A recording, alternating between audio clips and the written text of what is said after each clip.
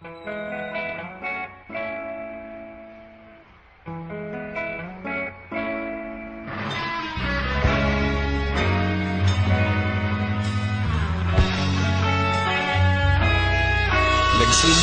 ang lahat sa eskwela, nagsama-samang 12 sa kalokohan at sa tuksuhan, hindi maawat sa isa't isa. Madalas ang standby sa cafeteria, isang barkada na kay saya. Laging may hawak-hawak na gitara, konting udyok lamang kakanta na. Kay simple lamang ng buhay noon, walang mabibigat na suliranin. Problema lamang laging kulang ang datong. Sana napunta ang panahon? Sana nga ba? Sana nga ba?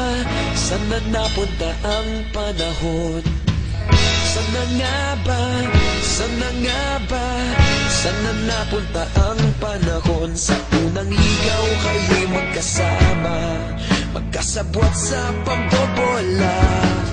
Walang sikreto kayong tinatago, okay sarap ng samahang barkada.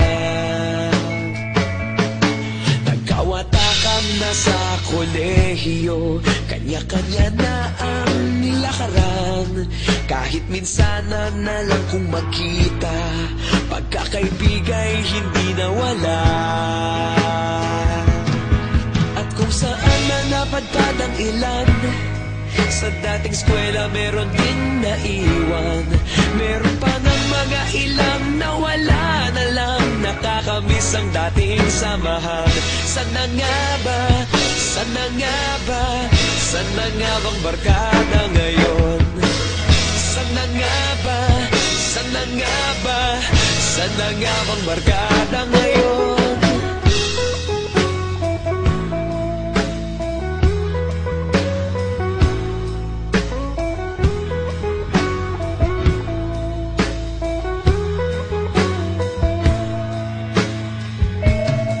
Ilang taon din ang nakalipas, wala pa sa aming tatay na nagsusumikap upang yumaman at guminhawang kinabukasan.